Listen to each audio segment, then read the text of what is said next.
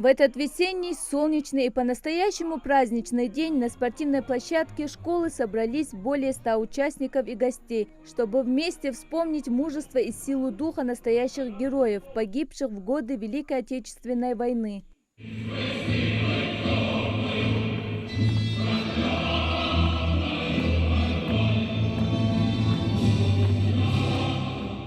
В первой школе города Магаса конкурс «Смотр строя и песни» уже стал доброй традицией. Первый этап – классическая жеребьевка. Здесь участвуют только командиры, и возможность первым себя проявить досталась 3-му классу.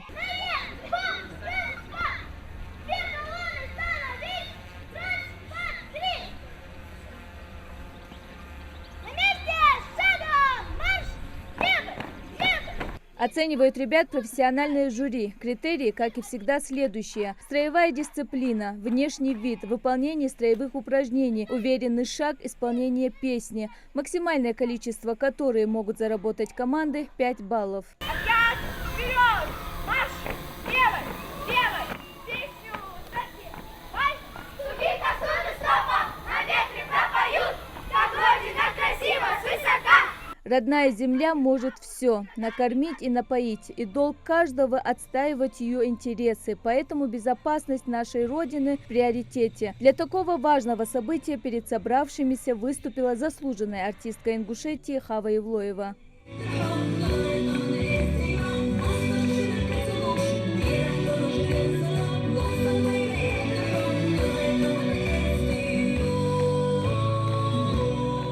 В дисциплине и подготовке детей зритель восхищен. Это немалый труд и непростая работа. Проводить такие патриотические мероприятия важно и необходимо, отмечают собравшиеся. В рамках вот этих мероприятий мы в первую очередь коммуницируем с общеобразовательными учреждениями. Это практически все школы нашей республики, взаимодействованы все 9 муниципалитетов нашей республики. И обозначу, что в первую очередь Всероссийский спортивный марафон и цели и задачи этого марафона – это популяризация спорта, популяризация активного образа жизни. И скажу, что это в этом же контексте это патриотический элемент, это воспитание духа, боевого духа, это любовь к родине, верность отчизне и все, что связано с патриотическим духовным воспитанием подрастающего поколения. Это очень важная дата для наших детей.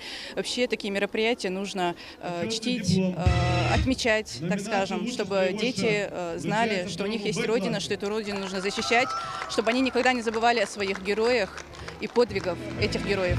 Победителей конкурса наградили грамотами. Сейчас, как и в былые времена, наша российская армия славится своими воинами. У нее хорошее прошлое и достойное будущее, а у подрастающего поколения лучшее пособие к применению. Мадина Богатырева, Акрам Адасхоев, Магас 24.